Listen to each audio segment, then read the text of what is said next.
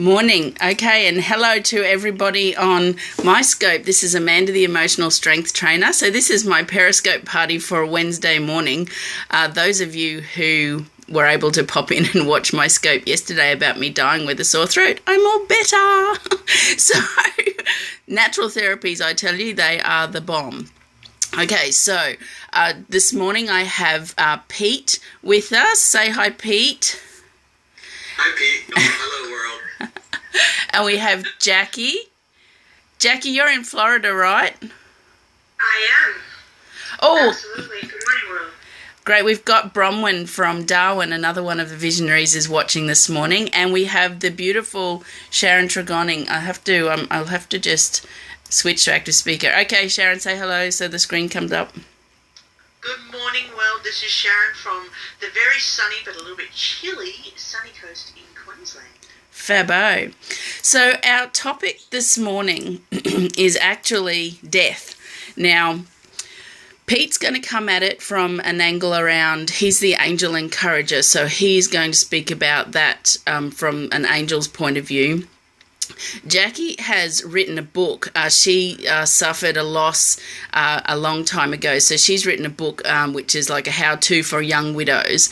And Sharon is the palliative care, spiritual palliative care queen. Still can't hear anything. It might kick in a minute, Bronwyn. Sometimes this happens. Sorry. Okay, so we're going to just get talking about it. And sorry, the angle that I'm going to come at with this is how to set your order about how you would like to die. Now, that doesn't mean, see, I'm 44 and I've already set my order. I know how I want to go, and that's going to happen a very long time from now. But it's also an important point to understand from the being frightened of death and what can happen to you from an emotional immune system type perspective around being frightened of death. So, who would like to go first? Oh, before we start, Sharon, before we start, for those of you who are watching, can you hear us now?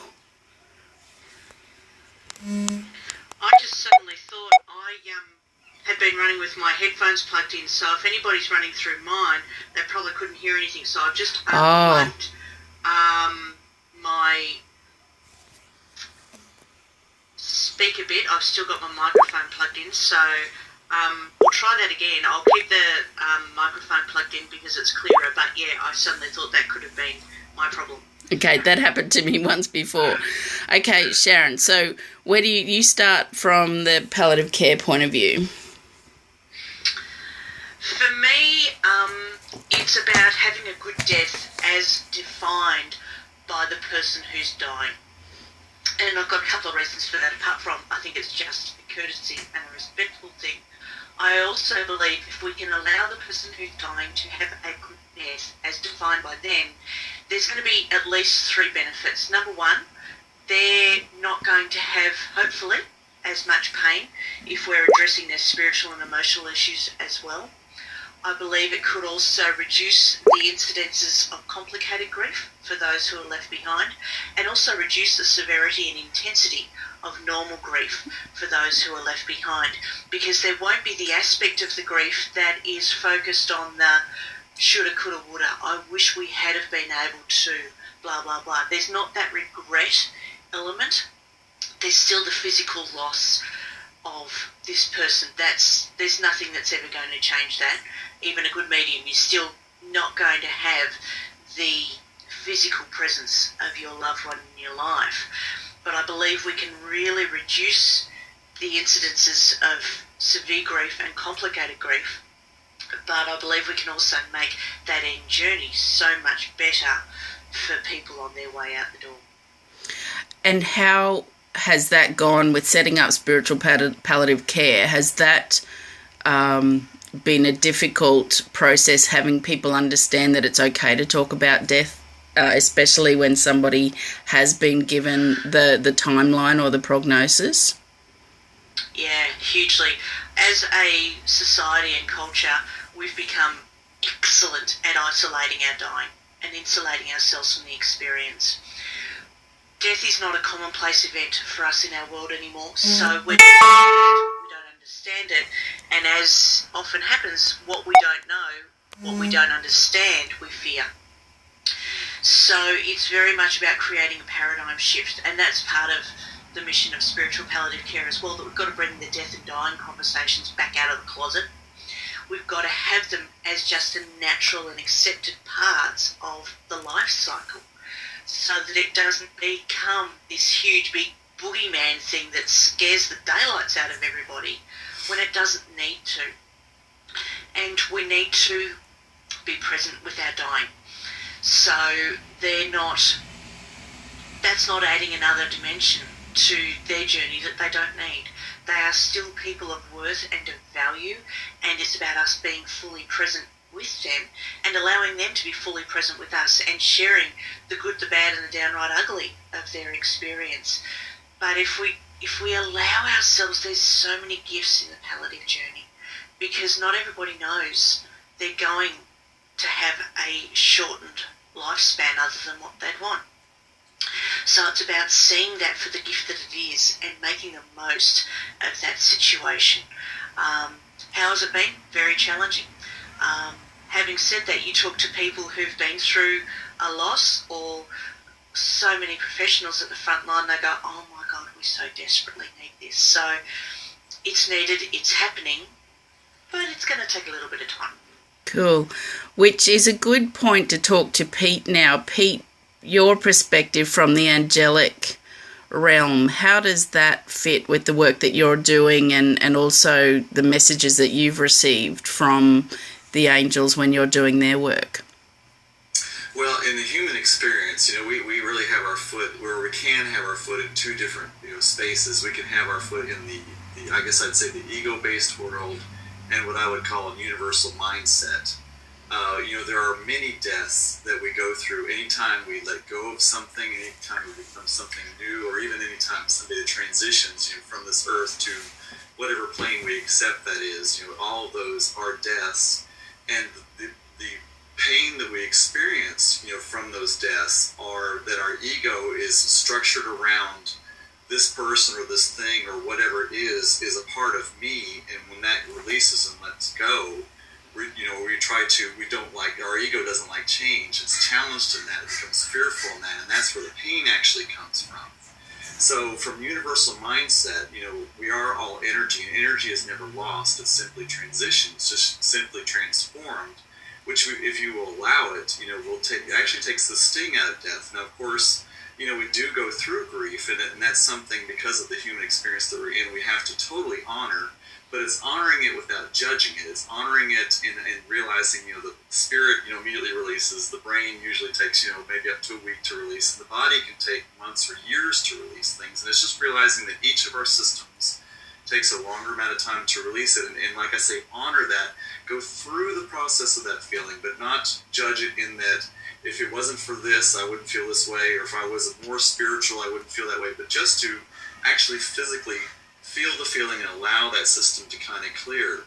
For me, Archangel Azrael, who is, I call him the angel of releasing, but he's known as the angel of death. He comes forward and he really helps us with grief and with shame, which is so much a part of losing either a loved one, or it can even be as simple as losing a pair of shoes, or losing a house, or losing a job, or even losing your old self. I mean, all of these are mini deaths. I'm not wanting to say that one's the same as the other, because they are different human experience.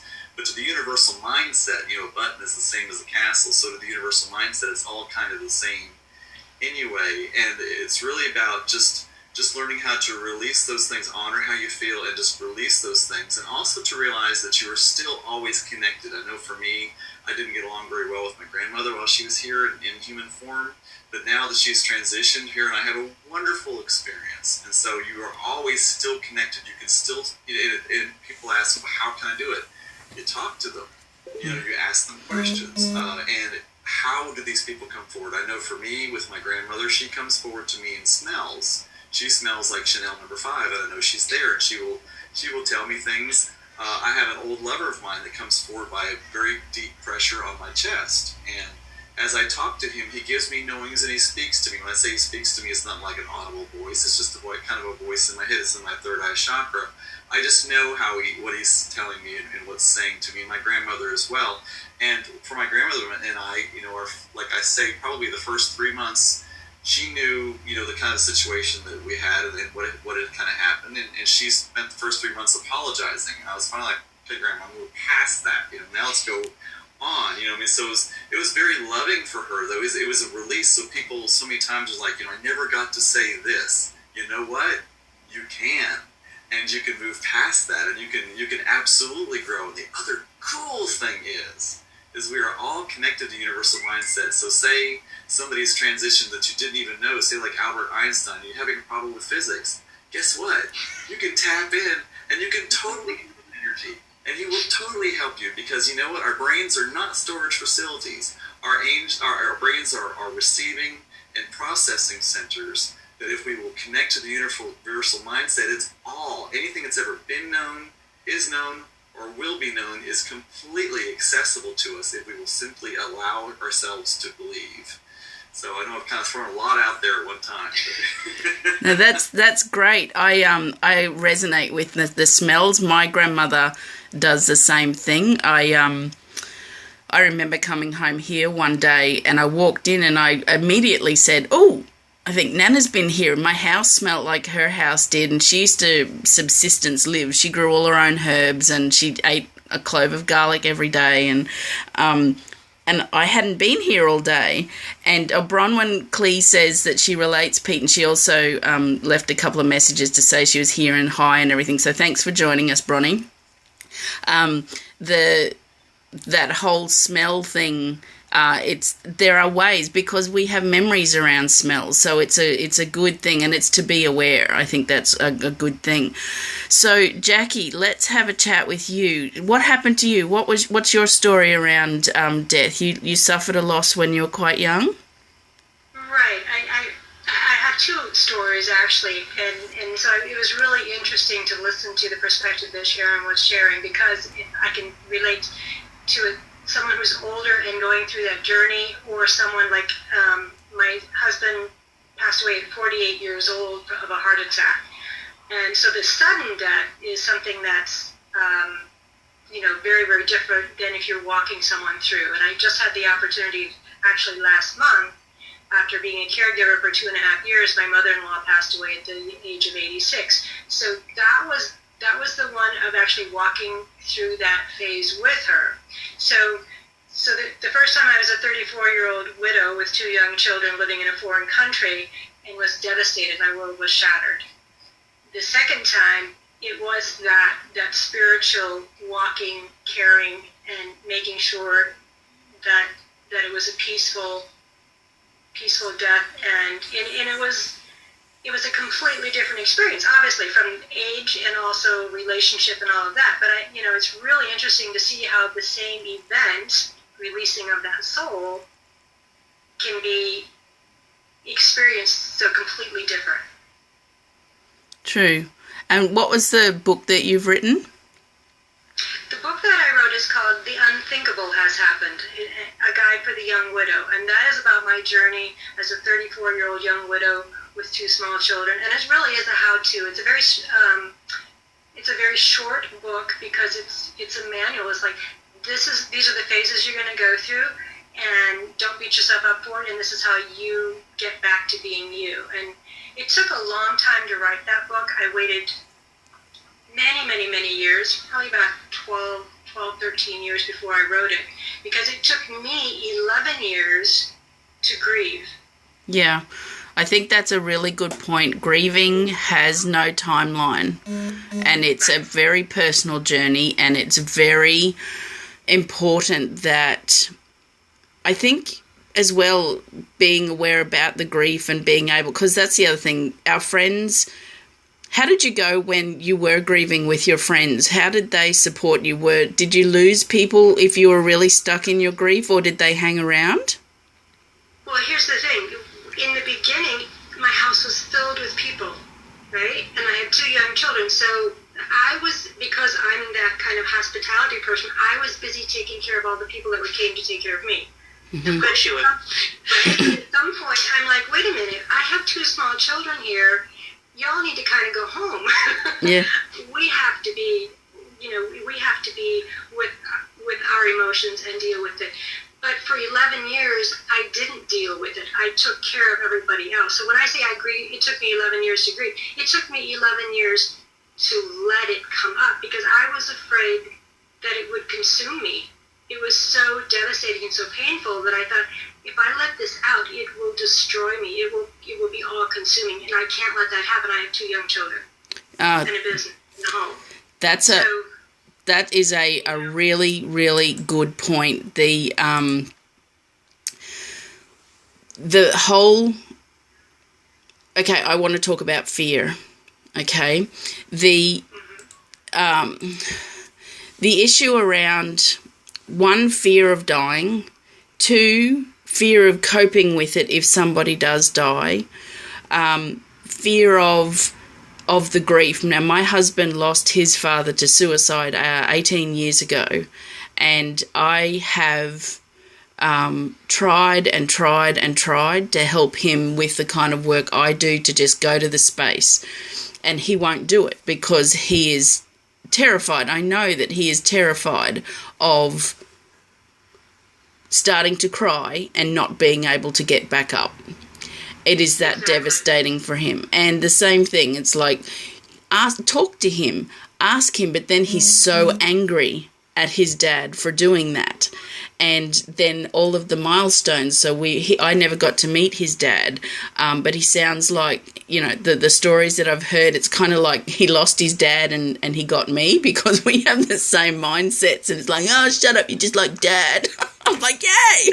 So, and then, but he's also like he's missed out on seeing our sons and things. But because of my beliefs and with my children, I've been able to have their grandfather, who we call Poppy, a major part of their life. We have a photo, and Poppy is the one that helps us get the best car parks. Every time we need a car park, we start driving and say, Poppy, you're on. We need a really good car park. And he's there.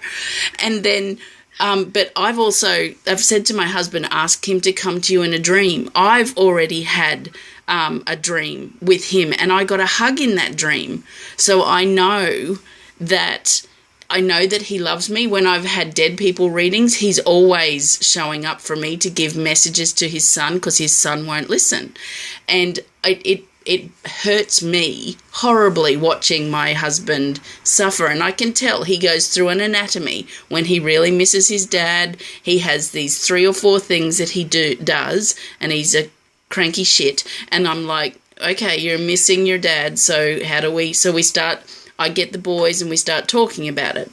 But the other thing I want to talk about from a death perspective on fear is being frightened of dying. Now, this is one of Sharon's key elements with her programs and the services that she offers, is helping people get good with dying. I want to talk to you about it from that emotional immune system point of view. Have a think. If you've got people in your life that are terrified of dying, one of the outcomes, and I mean terrified, terrified means different things to different people. Like spiders terrify me, but I also recognize the size ratio, I'll win. So with the whole death thing, I'm not going to beat a death size ratio because death is all-consuming for people. But one of the things is, if you're that terrified of dying, if you've done things in your life and you perhaps come from a religious point of view or something, that you're going to be judged when you get to wherever you go as you're transitioning, people will get dementia and Alzheimer's as a way. It's your human condition to help you transition out of that fear so that your transition isn't traumatic. Now, I also have a couple of friends who've lost family members, and the last 2 days before they've died have just been so traumatic because there was this fear of going or not wanting to go. And that's why I encourage people to use people like Sharon and Pete and buy Jacquie's book, and also, you know, having chats with me about understanding that you can heal any emotional trauma around things you might have done that you're holding in with shame and guilt, or you know, you're angry at yourself, those sorts of things. It's all about forgiving you, but also understanding exactly what Pete said. The process is you just transition. Everything's kind of the same. You just don't have the physical body anymore. And starting that journey now to understand it, and setting your order. So I don't like suffering. Like yesterday I did a scope because I was swallowing razor blades. The pain was just horrendous. And Bronnie, the lady that was on here, that came on before, she offered me a session. And as soon as we started talking, I burst into tears because my throat was that sore. I hate pain. So my order is that I'm going to be really old. My children will be really old. I will have grandchildren, and I'm just going to go to sleep. And I'm not going to wake up. That's my order for how I want to go. Everybody's lived their life. Everybody's having a great time. We all love each other. And I'm just going to go to sleep as a 98-year-old woman. And everybody's going to go, oh, she missed out from 2 years to getting her letter from the king, because it won't be the queen then. So that's how specific my order is. And that's how I want to encourage you. And then also with what we're talking here, there's 3 people here that are, you know, specialize in it. So I've just had our hurry up. The Zoom is going to be finishing. Is there anything else anyone would like to add? Pete? I would just like to make sure that everybody knows that, you know, when you want to talk to someone that has transitioned over, they have gone back into all that is, and they are in joy. So yeah. That's a question a lot of people ask is, how is, you know, my mother, grandma, you know, whoever, they are back into all that is. They are in joy. And if you ever want to connect with them, you have to be able to step into joy in order to do that.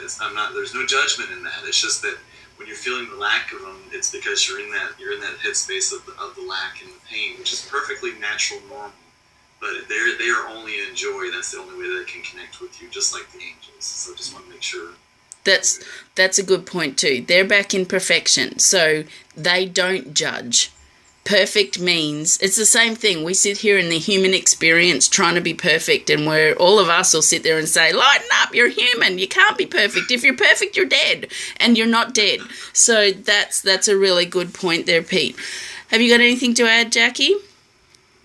Well, I think I really liked your point about dementia and Alzheimer's, because that's been my feeling as well, that's the process because of fear. So it was really great that you touched on that. Thank you for that.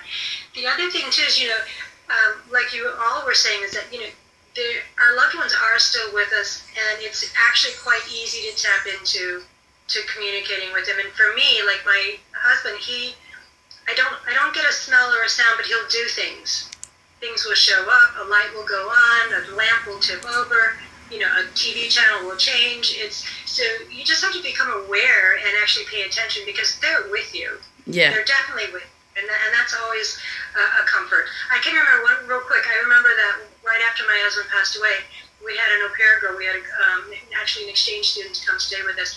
And we were talking about my husband, Tom, at the time. And we're like, oh my God, you never got to meet him. You don't know him. And she says, oh, I know him. I'm here in your home. He's here. You talk about him. He's part of your life. Yeah. He's I know, like, you know, I feel like I know who he is. So it's you know, you don't have to just give up on them. Like they're no longer part of your life. They remain a part. Yeah, that's perfect. Sharon, any parting bits of wisdom from you, palliative care queen? Yeah. The thing about dying well, it's also about living well. Mm. So it's not, they're not separate things. So get your shit sorted now. Have a great life. Do the things that give you joy, that give you peace, that give you happiness, that give you bliss, that put you in the space of love. Because if you have a good life, that's also going to make the death easier, hopefully, touch wood, depending on soul contracts and everything else as well. But it's about living well in every context. So whilst, this topic of conversation is about death, it's actually about life, and it's about living, and it's about the fullness of our experience in this humanness of our being. So it's, there's a great quote by Mark Twain that goes along the lines that the man who has lived well has no fear of death. I can't remember the exact wording right now, but it's basically live well, live right, live authentically, live in love, live in peace, live in joy, live your bliss, and the rest is really an easy transitional step because you've already been in that space, in that environment. So it's about living well. True. Perfect. Well, I think this has been a beautiful scope this morning, and I want to thank you all so much for joining us. Those of you who have been watching along, thank you for joining us. We're really glad that you could. I'm going to be downloading this and putting this onto my YouTube channel, which you can find if you just Google Amanda Foy, or if you go onto my website amandafoy.com.au, there is a little link up in the top right hand corner, and I will put all of the websites of these beautiful people with me on that, and you can reach out. So Pete is the Angel Encourager, and you can find him at petecossaboon.com. And then Jacquie, what's your website? I'm the Goddess Guide, and my website is empoweredconsciousness.com. Perfect. And Sharon, we can find you based on today's conversation? Yep, through spiritualpalliativecare.com. I've also got my Tregoning.com, which is my psychic medium stuff, but spiritual palliative care is obviously the most relevant one for today. Perfect. Well, also the Tregoning.com, because if you want to talk to your dead people, Sharon's very good at that, and so is Pete. He's also very good at speaking to your dead people. And anyone that knows me knows that I always say dead people because that's what they are. And I love dead people. I love my dead people. They support me all the time. So, Dead dudes. Dead dudes, yes. So once again, thank you for joining us, and we look forward to seeing you in our respective spaces, and I will see you next Wednesday for my next Pictionary party. Periscope party. Yes, we all have to draw pictures of something next week and show everybody around the world. That'll be fun. Yeah, I won't be there for that. Okay, have a great day, everybody. See you soon. Thank you. Bye-bye.